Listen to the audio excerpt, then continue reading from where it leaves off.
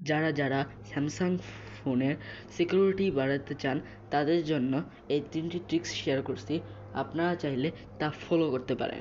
Number 1, আপনার ফোনের সেটিংসে চলে যাবেন, তারপর চলে যাবেন লক স্ক্রিন, তারপর চলে যাবেন সিকিউর লক সেটিংস, তারপর আপনার ফোনে পাসওয়ার্ডটি দিয়ে দিবেন, তারপর লক নেটওয়ার্ক অ্যান্ড সিকিউরিটি চালু করে দিবেন। এর ফলে কেউ চাইলেও আপনার ফোন অফ করতে পারবে না পাসওয়ার্ড ছাড়া। কেউ চাইলেও wifi, network, data, location, Bluetooth যেটাই বলেন না কেন কোনোটাই অন অফ করতে পারবে না যতক্ষণ না পর্যন্ত পাসওয়ার্ড দিবে।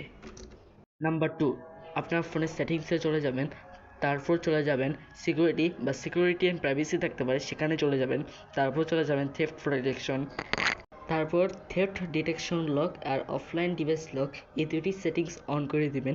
এর ফলে চোর যখন আপনার হাত থেকে ফোন নিয়ে যাবে তখন যদি ফোন খোলা অবস্থায় থাকে অর্থাৎ আনলক অবস্থায় থাকে তখন ফোনটা অটোমেটিকলি লক হয়ে যাবে। নাম্বার 3, আপনার ফোনের সেটিংসে গিয়ে সিকিউরিটি অ্যান্ড প্রাইভেসিতে চলে যাবেন, তারপর চলে যাবেন ফাইন্ড মাই ডিভাইস, তারপর ইউজ ফাইন্ড মাই ডিভাইস এই অপশনটি চালু করে দিবেন, তারপর চলে যাবেন ফাইন্ড ইউর অফলাইন ডিভাইসেস, তারপর এখানে উইদাউট নেটওয়ার্ক এটি চালু করে দিবেন।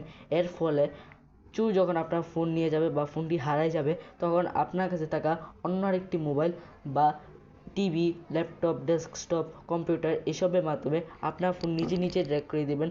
এখন আমি আপনাদেরকে আরেকটা স্পেশাল টিপস বলে দিচ্ছি। সেই স্পেশাল টিপসটি হলো আপনার ফোনে কল ডায়ালারে চলে যাবেন, তারপর *06# এটি ডায়াল করবেন, তারপর IME ও SN কোড পাবেন, এটি স্ক্রিনশট দিয়ে আপনার আপনজনের কাছে রেখে দিবেন। এর ফলে যখন মোবাইল চুরি হয়ে যাবে তখন এই নাম্বারগুলোর মাধ্যমে থানায় যেয়ে অভিযোগ করতে পারবেন। এর ফলে পুলিশ সহজেই এই নাম্বারটির মাধ্যমে আপনার ফোন ট্র্যাক করতে পারবে। কাজ শেষ।